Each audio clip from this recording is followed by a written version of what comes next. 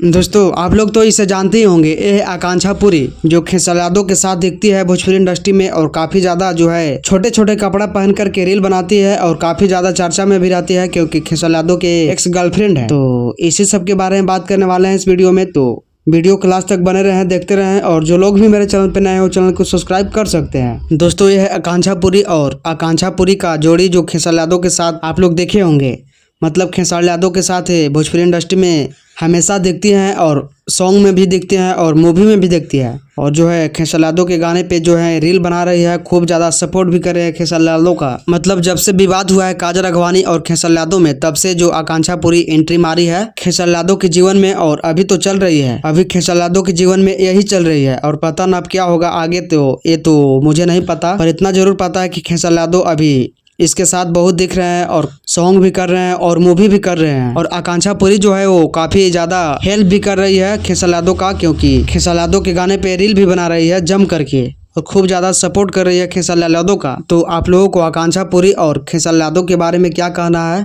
जो भी कहना है अपनी राय को कमेंट बॉक्स में लिखिए, बताइए। और इस चैनल पर नया है तो चैनल को सब्सक्राइब कर लीजिए। धन्यवाद।